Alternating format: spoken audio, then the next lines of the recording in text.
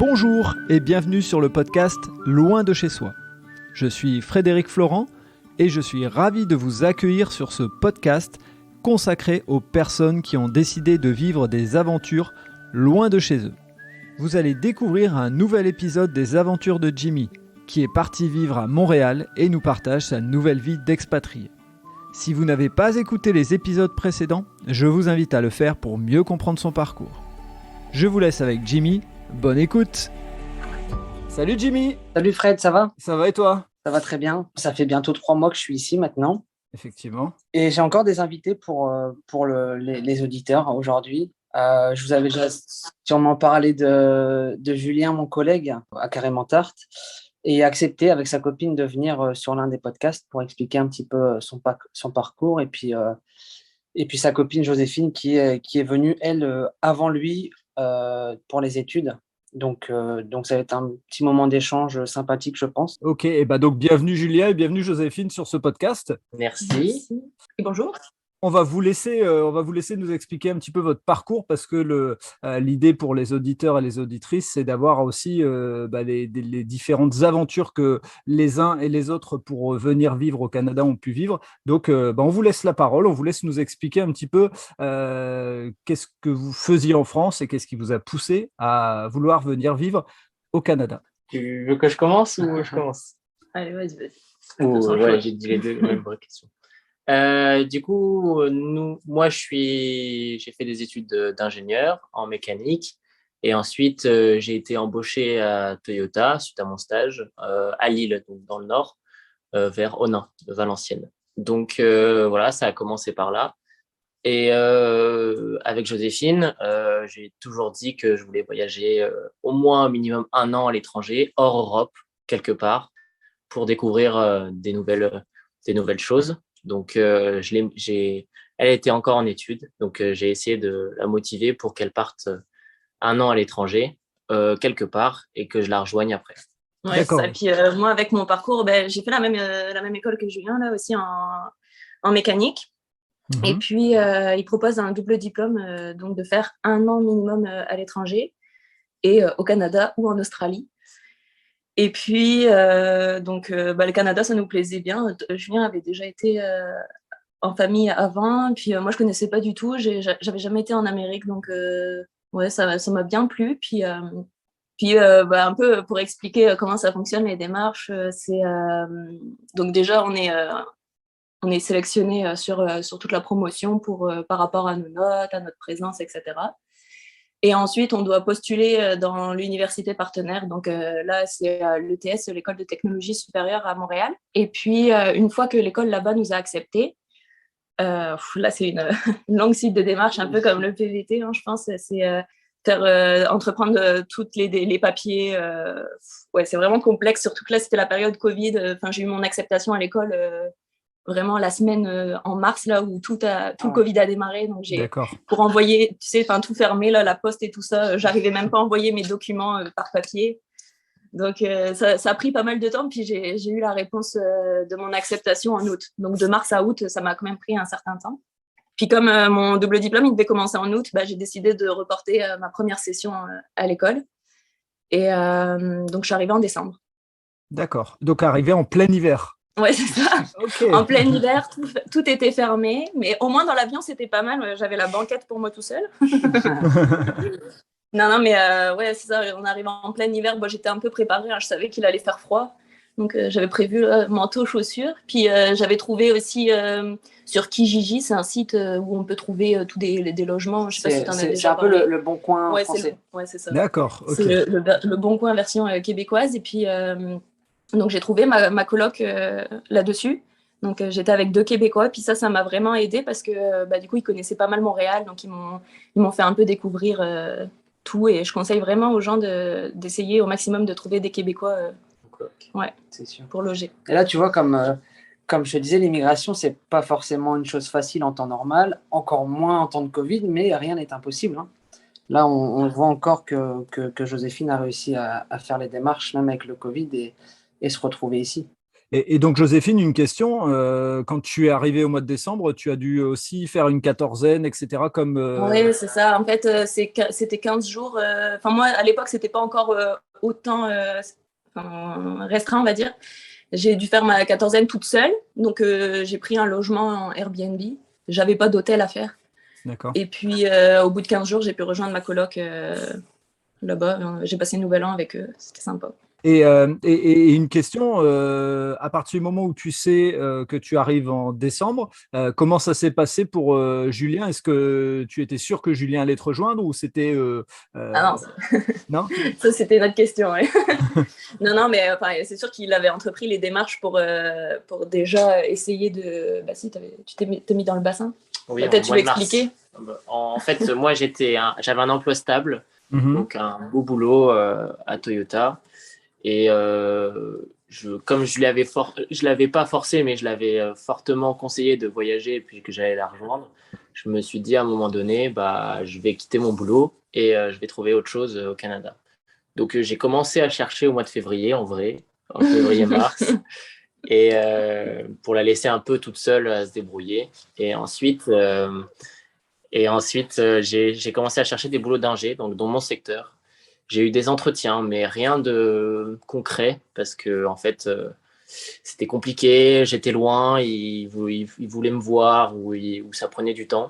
Mais j'ai cherché même des VIE, volontariat à l'international. Et je trouvais pas dans mon secteur ce que je voulais parce que aussi j'étais peut-être un peu difficile. Donc, j'ai regardé une vidéo de pvtiste.net. C'est des filles qui tiennent le site internet sur YouTube. Et elles sont super. Elles parlent beaucoup du Canada ou de d'autres pays sur le PVT. Et elles disent, c'est là où j'ai eu le déclic, elles disent, en fait, tu n'es pas obligé de trouver dans ton secteur. Tu trouves quelque chose ailleurs, pour 3 mois, 6 mois, tu t'en fiches. Et puis ensuite, tu fais ce que tu aimes et au moins, tu es là-bas, tu es installé et après, tu te débrouilles. Et en fait, ça m'a fait le déclic. Je me suis dit, bah oui, en fait, je n'ai pas besoin de chercher dans mon secteur. Je m'inscris au PVT. Je trouve un boulot parce qu'il fallait une promesse d'embauche. Donc, je trouve un boulot qui me plaît, mais qui n'est pas du tout dans mon domaine. Et ensuite, je ferai bien ce que je fais. Donc, au mois de mars, je me suis inscrit. J'ai mis 1 mois ou 2 mois, 1 mois à trouver l'offre. Une fois que j'ai la promesse d'embauche, j'ai mis 1 mois de plus pour venir ici. Je suis arrivé courant début juin. D'accord, donc tu es arrivé presque dans le même temps que Jimmy, pratiquement. C'est ça. C'est ça. Il a commencé carrément Tarte 1 ou 2 semaines avant. C'est ça. Donc, on était tous les deux considérés comme nouveaux dans l'entreprise quand on arrivait. Et l'organisation, parce que là où Jimmy il venait, il allait retrouver des amis, mais son logement, il le prenait tout seul. Comment ça s'est organisé, votre coordination entre vous deux, Joséphine et Julien? Justement, ça aussi, c'était compliqué parce que moi, je m'étais engagée jusque juillet dans ma coloc. Mm-hmm. Ici, à peu près tous les baux, c'est c'est du 1er juillet au 1er juillet. Mm-hmm. Puis, donc, du coup, comme Julien devait faire aussi sa quatorzaine, on a été 15 jours dans un chalet. Et puis ensuite, pour finir le mois, on a été dans ma coloc. Ils ont accepté que Julien vienne aussi. Puis ensuite, on cherchait pendant ce temps-là un logement à côté, pour le juillet. Ok, donc le truc, c'est que Julien, qui faisait sa quatorzaine, c'était dans un chalet. Et toi, tu pouvais sortir ou vu que tu étais en proximité avec lui, tu devais aussi respecter la quatorzaine? Ouais, c'est ça, je devais respecter la quatorzaine. Enfin, en fait, rien ne spécifiait que je pouvais pas sortir. Mais Ouais. bon, globalement, on était quand même tout le temps ensemble. Donc, moi, j'ai préféré pas sortir. Bien sûr. Puis, on était isolés dans un chalet. Donc, en soi, on avait l'extérieur quand même. On avait de quoi faire en extérieur, mais sans croiser personne. Et alors, Joséphine, je vais commencer par toi par rapport aux études. Comment ça s'est passé, cette transition entre l'université, les écoles françaises, on va dire, et la manière d'apprendre au Canada? Quel a été le temps d'apprentissage et quelles ont été les découvertes? Bah, c'est pas mal différent quand même la façon de fonctionner parce que nous, en France, on avait entre 35 et 45 heures, je dirais, de cours par semaine. Mm-hmm. Puis quand je suis arrivée ici, j'avais 9 à 12 heures de cours. Donc, ouais, ça fait quand même une grosse différence. Mais en fait, en France, on fait quasiment tout en cours et puis très peu de travail personnel. que ici, ils comptent beaucoup sur le travail personnel. Donc, en fait, tu as 9 ou 12 heures de cours magistraux, mais derrière, tu as énormément de travail personnel, ce qui revient en fait à une semaine classique en France. Ça, quand tu arrives en décembre, comment ça se passe? On te l'explique? T'as une sorte de parrain ou de marraine ou pas du tout, et tu te débrouilles par toi-même? J'ai pas de parrain marraine, mais en fait, on avait eu pas mal de visioconférences avec des gens de l'école qui s'occupent en fait des étudiants internationaux. Mmh. Parce qu'on est quand même pas mal dans l'école. Déjà, c'est une grosse école, on est presque 10 000 personnes, je pense. Et on a chaque année environ 200 à 300 personnes qui viennent de l'étranger. Donc, du coup, ils organisent pas mal de sessions pour nous expliquer toutes les démarches, pour nous dire aussi comment ça va fonctionner sur le campus. Normalement, on devait avoir aussi une intégration qui ne s'est pas faite avec le Covid. Oui. Enfin, ça a été fait à distance, tout sur Zoom. Donc, ouais, c'est ça. En fait, globalement, j'ai pas vraiment mis les pieds sur le campus avant mars, je dirais peut-être. Ah oui, d'accord. Oui, tu as fait avant, beaucoup à distance. Ouais, c'est ça. C'est ce qui est aussi compliqué parce que du coup, tu rencontres pas vraiment les personnes dans ta classe. Donc ça, c'est moins bien, mais on a quand même des projets en groupe, donc on arrive quand même à rencontrer des gens. C'est sûr que c'est plus compliqué qu'en temps normal. Et une question que pourraient se poser les gens, là, c'est en coordination totale avec ton école, donc c'est-à-dire que c'est dans tes frais de scolarité, tout est organisé, ou c'est toi qui as dû aussi financer, et dans ces cas-là, comment tu t'es organisé? Là, c'est un peu différent sur chaque école, donc c'est vraiment des termes à voir avec l'école à proprement parler. Moi, je sais que dans la mienne, c'est à moi de prendre en charge chaque session. Donc ici, au Canada, en fait, en tant qu'étudiant français et belge, on paye le même tarif qu'un étudiant québécois. Il y a une entente. Donc, c'est environ 1 000 $ par session. Et du coup, ça à ma charge, sauf que quand je parle un peu avec les autres étudiants internationaux, eux, c'est leur école qui prend en charge les frais. Donc ça, c'est vraiment en fonction de l'entente. Puis comment je me suis débrouillée, j'ai travaillé de septembre à décembre chez Toyota. Donc ça m'a pas mal aidé pour gagner un peu de sous. Et puis après, ma famille, elle m'aide aussi à payer ma scolarité. Et puis, ouais, c'est ça. J'ai eu pas mal d'aide de la famille. Et une question, c'est parti pour être de décembre là, donc 2020, jusque décembre 2021, 2022. 2022, ouais. 2022, décembre 2022, ouais. D'accord. Ouais, là, j'ai 5 sessions de cours. Donc, une session, c'est 4 mois. Puis, j'ai un stage aussi à faire de 4 mois en entreprise, rémunéré. Donc ça m'aide aussi. Et en termes d'organisation, et puis après, j'aurai des questions à poser à Julien. En termes d'organisation, vu que toi, tu gagnes pas ta vie, est-ce que c'est facile de gérer au quotidien avec un seul salaire? Globalement, on essaye de se débrouiller au niveau du loyer, de qui paye quoi pour la nourriture, etc. Mais après, c'est sûr que je pense que là, on est déficitaire. Heureusement que j'avais des sous sur mon compte avant. Mais non, je pense qu'on va rentrer quand même. On fait attention, c'est sûr, mais on ne se prive pas non plus de voyager parce qu'on est quand même là pour ça aussi. Et alors, une question importante pour Julien, parce que le changement est vraiment important. Qu'est-ce qui est le facteur motivation? Parce que c'est un peu toi qui a impulsé l'idée et qui a poussé Joséphine à faire ses études à l'étranger. Qu'est-ce qui était l'élément motivant? Pour partir à l'étranger? Oui. Ça part de mon enfance. En fait, mes parents, ils m'ont toujours fait voyager. Donc, je suis allé, quand j'étais plus jeune, au Canada, aux États-Unis. Je suis allé dans le continent africain, et puis plusieurs autres pays. Donc, j'ai eu cette habitude. Et en fait, c'est ça, je me suis dit, j'ai fait aussi mon stage en Chine avec mon école. Donc, je me suis dit, en fait, au bout d'un moment, j'ai envie de m'installer et puis comprendre une certaine culture, et pas rester pendant 3 mois et partir, quoi. C'est vraiment être ancré dans la culture. C'est ça qui me motive, c'est d'aller voir d'autres personnes qui n'ont pas forcément la même façon de vivre que toi, et découvrir comment ils se débrouillent, par exemple pour l'hiver, ou comment ils se débrouillent pour manger, etc. Et c'est ça qui me motive, c'est de s'installer et au moins de s'ancrer de la culture pendant au moins une année. Et tu le disais, tu avais un poste plutôt à responsabilité a priori et bien payé chez Toyota. Comment on arrive à basculer et dire j'y vais, je quitte tout entre guillemets, parce que certaines personnes pourraient se dire c'est de la folie. Donc qu'est-ce qui est motivant au-delà de découvrir? Qu'est-ce qui te motive à ce point de quitter un job où on est dans une belle place? C'est une très bonne question. J'ai quand même eu du mal. Le poste était quand même assez intéressant. J'avais plusieurs opportunités. Mon chef était content de moi. Il voulait me garder. En fait, comment je pourrais l'expliquer? La motivation, ça a été aussi ma copine, le fait qu'elle parte en premier. Ça m'a motivé énormément pour la rejoindre, ça c'est sûr. Ça m'a permis de quitter mon travail, etc. Mais je me suis dit que quand je me suis mis à Toyota pour mon stage et pour mon entretien d'embauche, je me suis dit que je partirais en fait. Que je sais que je vais rester 1 an ou 2 ans pour l'expérience, mais qu'ensuite, il faudra que je le quitte, même si ça m'intéresse, même si je suis bien, que je sorte un peu de ma zone de confort pour aller au-delà et pour aller voir ailleurs. Parce que avant même que j'arrive à Toyota, je me suis dit ça et c'est resté dans le coin de ma tête tout au long de mon parcours. Et même si j'étais bien installé, même si j'avais mon confort, même si Joséphine elle était avec moi, qu'on aurait pu acheter une maison dans le Nord, j'avais toujours dans ce coin de ma tête en disant je veux partir, je suis motivé pour aller voir d'autres endroits. Et le fait qu'elle y aille, le fait qu'elle trouve quelque chose, ça m'a aussi bien motivé à la rejoindre. Ouais, tu t'étais préparé et en plus le fait que tu aies géré ta stratégie, c'est-à-dire de l'envoyer elle en premier, t'a aidé encore C'est plus ça, à le décider. exactement. Tout était calculé. On voit l'impact des études sur la manière de fonctionner. Oui, c'est ça. Non, mais c'est sûr que j'essaye de prévoir quand même à long terme.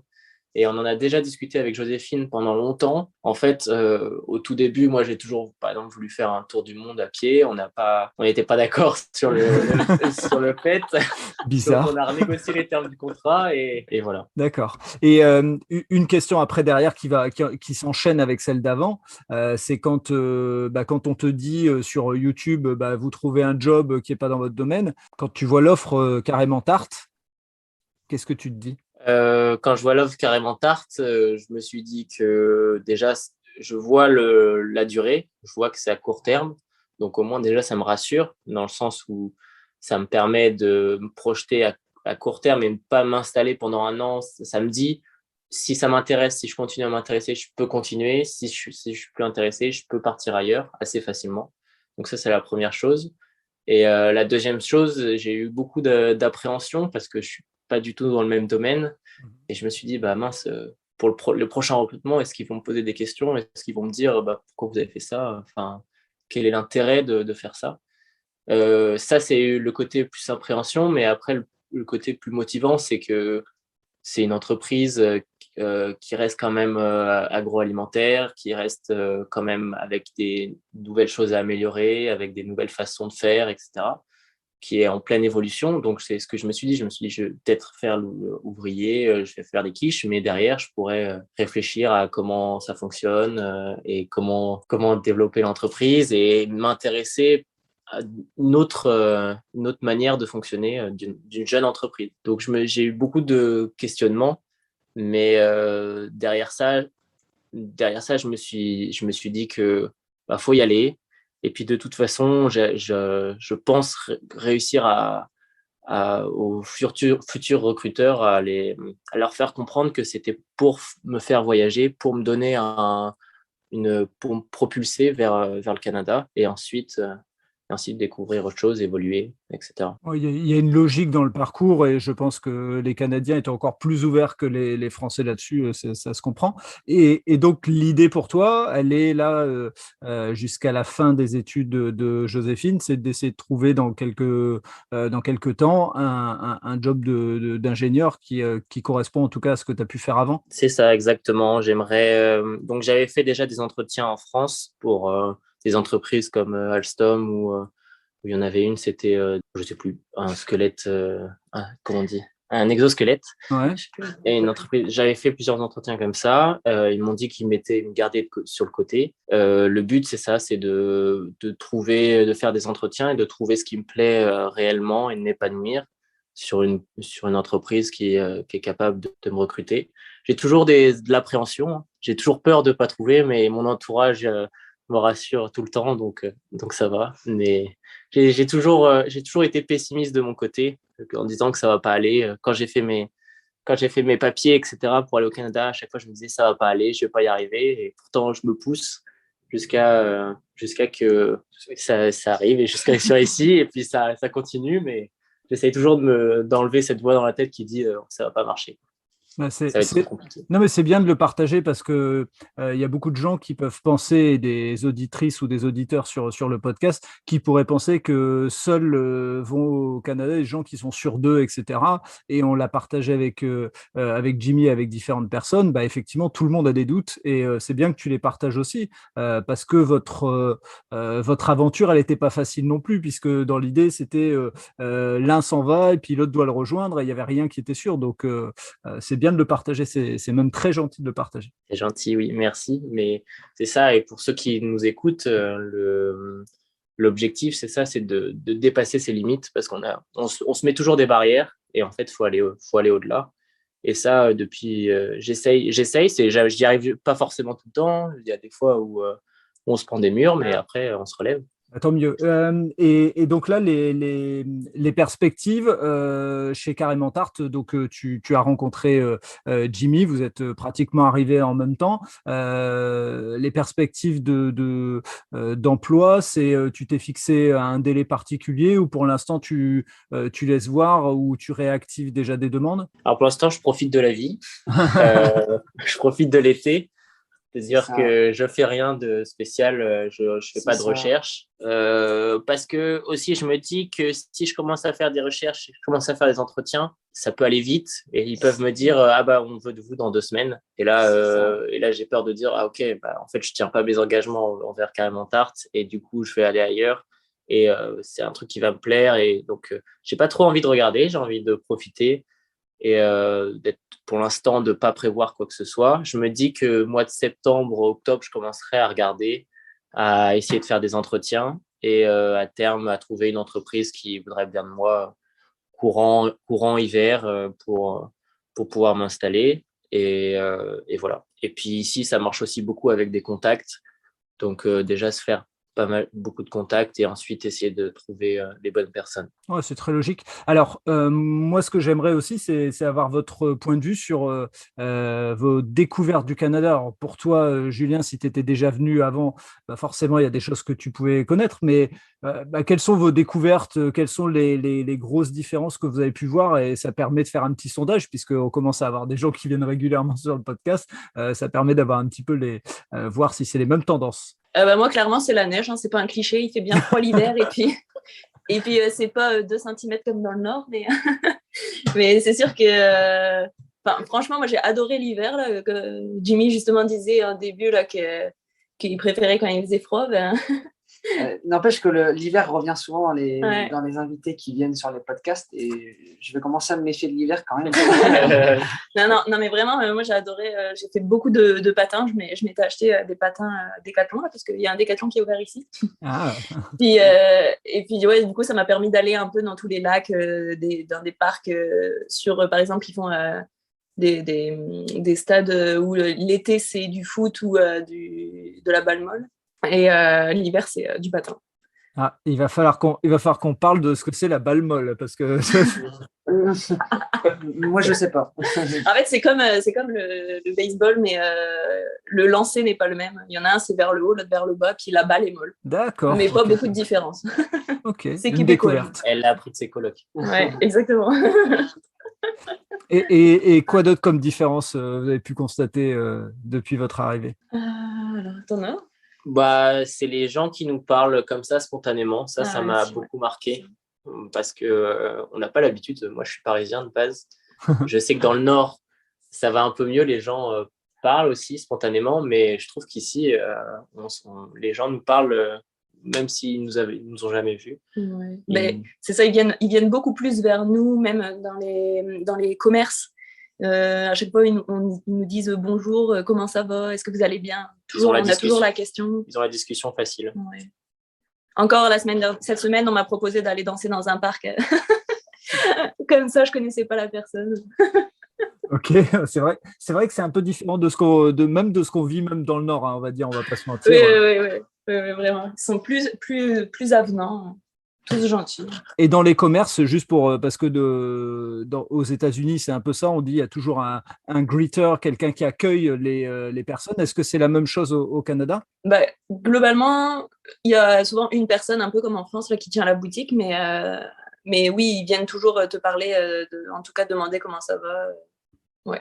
Je sais pas si j'ai jamais été aux États-Unis, donc je peux pas trop comparer, mais c'est différent. Je pense que il y a pas forcément quelqu'un qui tient la porte. Il n'y a pas forcément quelqu'un qui est devant, à part pour le Covid qui compte les personnes, mais sinon, c'est un peu comme en France, je pense. Il y a toujours quelqu'un qui vient te voir pour savoir si ça se passe bien, etc. Et l'élément qui ressort dans beaucoup d'échanges que j'ai pu avoir avec les différentes personnes qui sont venues sur le podcast, la nourriture. Qu'est-ce que vous avez à en dire? Parce que c'est le sujet qui est souvent revenu. Donc, Mais moi, je trouve qu'on arrive quand même à avoir pas mal de choses similaires avec la France. C'est sûr que niveau fromage, tout coûte plus cher ici. Puis même au niveau des fruits et légumes, c'est plus cher. Mais après, moi, j'ai pas vraiment de plat, d'aliments qui me manquent ici parce que globalement, on arrive quand même à trouver pas mal de choses. Ouais, ce qu'on a eu du mal, c'est le pourboire quand tu vas dans les restaurants et dans les bars, etc. On s'est beaucoup renseigné avec les Québécois, savoir comment ils font. C'est toujours le sujet de discussion parce que nous, on donne rarement du pourboire, alors quand le service est bon.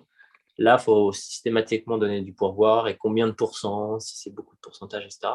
Donc, quand on a des questions comme ça, on se retourne beaucoup vers les Québécois pour savoir comment ils se débrouillent et qu'on essaye de faire un peu pareil parce que ça peut être mal vu de donner un pourboire bas, pas assez élevé. Ouais. Ou pas. Oui, les Français, on est surtout reconnus pour ne pas donner de pourboire, mais on essaye de changer la donne. Et donc, vous avez beaucoup de contacts avec les Québécois parce que je sais qu'on en a parlé avec Jimmy et avec les autres personnes, c'est que c'est vrai que souvent les Français se retrouvent entre eux et sans le vouloir forcément. Est-ce que vous avez beaucoup de contacts avec les Québécois? Faut dire aussi qu'on a plus de contacts avec des Français.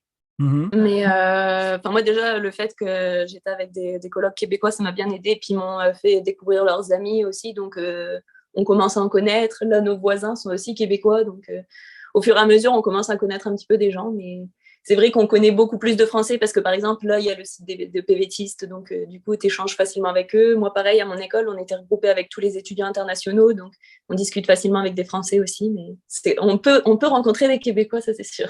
On aimerait en rencontrer plus. Et quelle découverte justement par rapport à eux dans leur mode de fonctionnement, dans ce que vous vous attendiez aussi, parce que des fois on se fait des idées des gens et on a soit des bonnes surprises, soit des mauvaises. Qu'est-ce que vous pouvez en dire, et notamment toi Joséphine qui a fait de la colocation avec eux? Moi j'étais agréablement surprise. J'avais pas d'attente des Québécois, puis vraiment tout s'est très bien passé là dans la colocation. Puis je dirais la seule chose qui m'a surprise, c'était quand on allait dans une soirée, il faut amener sa nourriture et sa boisson. Ça c'est assez étonnant parce que nous on a tendance à tout partager. C'est original. D'accord, très original, effectivement. Est-ce que alors, on va peut-être pas trop en parler parce qu'il y a un épisode là-dessus, mais l'état d'esprit dans l'entreprise, Julien, comment tu l'as trouvé chez Carrément Tarte? Super. C'est quand même des Français qui tiennent la boîte, donc encore des Français. Partout. Mais par contre, l'ambiance, elle est complètement différente, je trouve, par rapport en tout cas à ce que j'ai pu faire avant. Et elle est beaucoup plus relaxante, beaucoup moins stressante. Et on est aussi autonome, ils nous laissent faire beaucoup de choses. En fait, ils nous donnent comme s'ils nous donnaient un peu plus de responsabilité alors qu'on vient d'arriver. Ils se sont jamais fâchés, on a toujours fait des erreurs. Ils ont essayé de comprendre pourquoi on faisait des erreurs. Donc franchement, on est à Carrément Tarte, j'ai été agréablement surpris et je m'attendais à une usine qui allait faire des quiches et puis c'est tout, quoi. Et puis tu rentres chez toi, mais ils veulent en apprendre plus sur toi, ils essayent de comprendre, etc. Donc, non, c'est super en tout cas comme expérience. Et est-ce que tu as développé une compétence particulière sur une tarte en particulier ou une quiche? Salut, on sait toutes les faire par cœur. Non, mais par exemple, ils nous demandaient autour d'un verre quelles idées vous avez sur les nouvelles quiches. Donc, ça fait réfléchir. En fait, ça te fait envie de t'investir. Donc, on essaie de leur proposer des nouvelles choses, de leur dire ça pourrait marcher, de trouver d'autres quiches. Et je ne suis pas spécialisé dans une quiche, non, pour répondre à la question. Mais... On commence maintenant, on peut te faire une pâte brisée. Les yeux fermés. Sans la recette. quand les auditeurs et les auditrices vont entendre ce podcast, à mon avis, on risque peut-être d'avoir des messages avec des propositions et des idées de quiche ou de tarte. Donc, vous aurez tout ça dans les mains avec un petit décalage, puisque entre l'enregistrement et la diffusion, il y a un écart. Mais voilà. Si jamais il y en a qui écoutent ce podcast, faut s'abonner à la page Carrément Tarte sur Instagram. Il y a souvent des petits concours, tout ça pour gagner des tartes sucrées, salées, de différents goûts comme ça. Et puis, on ne sait jamais, hein, ils peuvent gagner. Et puis goûter ces fameuses tartes que Julien et moi produisons, que Clément a produit aussi avant qu'on arrive. Puis, donc là, tu t'adresses aux gens qui sont au Canada parce que nous, Français, en métropole, ça va être compliqué en France. Oui, les Canadiens surtout, parce que je pense qu'elle ne va pas survivre en voyage. Forcément. Et j'allais poser une question, elle m'est sortie de la tête. C'est quoi les découvertes que vous avez pu faire dans les lieux, dans les différents endroits où vous avez pu aller, qui pourraient être partagés à des gens qui soit vont venir au Canada, soit sont déjà sur place et n'ont peut-être pas encore eu le temps? Moi, une bonne expérience que j'ai eue là, cet hiver, c'était plus au début du printemps. C'était la cabane à sucre. Alors, je ne sais pas si tu as déjà entendu parler de ça, mais en fait, c'est un peu comme une sorte de petit restaurant guinguette là, où tout le monde vient manger et c'est des plats typiques québécois. Et ça, c'est vraiment, vraiment une bonne expérience à faire. C'est vraiment bon. Puis à la fin, on mange la tire d'érable. Donc, c'est du sirop d'érable qui est coulé dans de la glace. C'est vraiment super bon. Ça, j'ai déjà vu ça. Ça me donne envie, effectivement.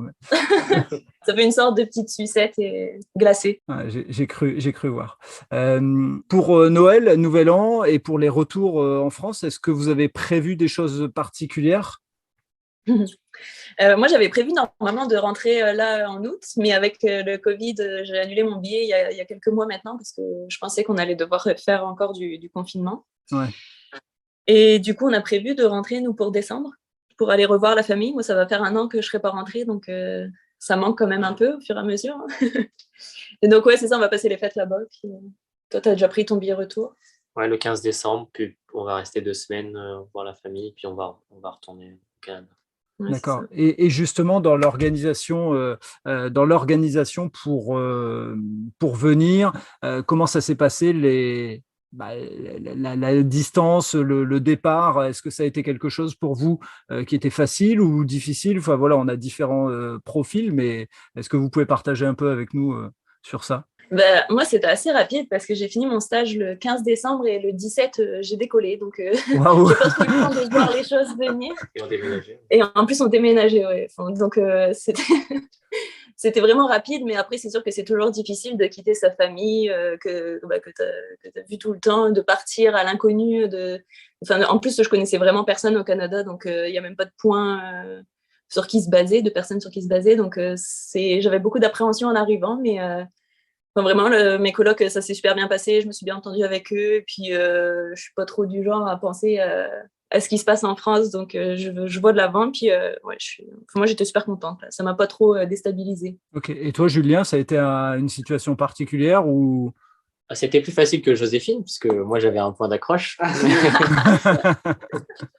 Mais non, j'ai pas eu de soucis particuliers. Je sais que moi, ce qui m'a un peu été difficile, c'est les papiers, comme on en parle tout le temps. C'est-à-dire que moi, j'ai dû aller à Madrid pour faire mes empreintes biométriques, etc. C'était pas non plus super simple. Et j'avais un délai assez court. Mais une fois que tout était fait, une fois qu'on était prêt, j'avais pu faire ma valise. Ce qui est compliqué, c'est de savoir ce qu'on doit prendre parce que tu pars pour 1 an et si tu oublies l'appareil que tu as envie, ton enceinte que tu adores, que tu balades partout et que tu l'as pas prise et que tu as le seum, voilà. Mais bon, c'est pas grave. Et du coup, tu essaies de prendre le maximum de choses. Et quand tu pars, en fait, tu te rends compte que finalement, tu n'as pas forcément besoin de beaucoup de choses. Tu as juste besoin de... Mais 23 kilos, c'est pas beaucoup quand même. Quand tu pars en hiver, le manteau, il fait déjà 10 kilos. Donc... Oui, mais tu peux trouver des choses qui sont ici, quoi. Oui, non, c'est sûr. T'as beaucoup moins d'attaches sur les objets et tu peux retrouver des choses ici. Bon, il faut un peu de sous mais pour racheter. Mais sinon, finalement, ça va. Après, quand j'arrive ici, j'ai été bien accueilli par les colocs. Joséphine m'a fait visiter Montréal et puis j'ai tout de suite... moi aussi, j'avais pas forcément d'amis à Montréal. Je connaissais pas grand monde. Et du coup, j'ai essayé de trouvé des gens, puis j'ai fait ami avec ses amis. Et puis moi aussi, du coup. Et de Jimmy. Faut pas m'oublier, je suis là. La coïncidence quand même que, en parlant au boulot, du coup, les premiers jours, que Julien me dit qu'il a fait ses études à Lille, que sa copine, elle habite à Béthune. Comme quoi, à 5-6 000 km de chez toi, tu rencontres des gens qui sont Qui à côté de chez toi, font les mêmes choses. normal. Et puis, c'est assez sympa de se retrouver comme ça, dans la même expérience en plus. Je me dis même que les gens vont croire que c'est un faux podcast et que c'est que des entre eux. Mais non, on ne se connaissait pas avant. Je veux dire. Avant de terminer, de vous laisser profiter de votre après-midi, puisque là, ici, en France, il est 20h44 et chez vous, il est 14h44. Si vous aviez un mot à passer à des auditrices et des auditeurs qui ont envie de sauter le pas, qui savent pas s'ils veulent aller faire leurs études à l'étranger, s'ils doivent quitter leur job pour aller vivre l'aventure, qu'est-ce que vous auriez envie de dire là après, pour toi, Joséphine, un an, et puis pour toi, Julien, quelques mois? Qu'est-ce que vous auriez envie de leur dire? Moi, je leur dirais de se lancer parce que c'est vraiment une super expérience. Une fois arrivés ici, on est super contents. Puis s'ils ont des questions, qu'ils n'hésitent pas aussi à nous contacter. Moi, ça me ferait plaisir de les rencontrer ou d'échanger avec eux. On se chargera de mettre ça dans les notes. Et Julien, je t'écoute. Ouais. Et moi, qui pareil, qu'il faut qu'ils partent. Et même si ils seront déçus ou ils seront contents, de toute façon, ça fait une expérience valorisable. Et pour personnellement et professionnellement, donc c'est que du bonus, même si ça se passe mal, même si il y a des choses qui vont mal se passer. Les problèmes, ça arrive et ça fait des choses à raconter, ouais. On a plein de problèmes qui nous arrivent et ensuite on est content quand ça passe et puis on est content de les raconter. Eh ben, franchement, merci pour ce temps passé ensemble sur le podcast. Merci pour tous les partages parce que, encore une fois, c'est une expérience différente et ça aide à ce que les gens puissent se projeter aussi. Et puis, même ceux qui ne se projettent pas, ils peuvent se dire, tiens, peut-être que demain, il y a des personnes un peu plus âgées qui écoutent et qui se disent, il y a mes enfants qui veulent partir. Je me sens rassuré quand j'entends des personnes qui ont fait le grand saut. Donc, merci beaucoup pour ce temps consacré. Et puis, Jimmy, nous, on se retrouve très bientôt, si je ne me trompe pas, pour un prochain podcast. Très bientôt, oui. Parce que là, on a justement prévu un petit camping avec l'équipe Carrément Tarte et Camille Clément aussi en même temps, puisque Clément a travaillé à Carrément Tarte. Donc, ça risque d'être un petit week-end sympa en camping. Et puis, on racontera tout ça du coup dans un prochain épisode. En tout cas, vraiment, encore une fois, merci Julien, merci Joséphine. Merci à toi. Et puis je vous souhaite une bonne continuation et puis on n'hésitera pas de temps en temps soit à questionner Jimmy, soit à ce que vous reveniez sur le podcast pour nous expliquer peut-être au mois de septembre ou autre pour des nouvelles choses qui seraient arrivées dans votre vie canadienne. Super, merci. Merci à vous tous, à très bientôt. Merci Fred, salut. Voilà, c'est terminé pour cet épisode. Si vous avez aimé ce moment de partage, n'hésitez pas à laisser un commentaire sur votre plateforme d'écoute et surtout, abonnez-vous au podcast Loin de chez soi. Je vous dis à très bientôt pour un prochain épisode.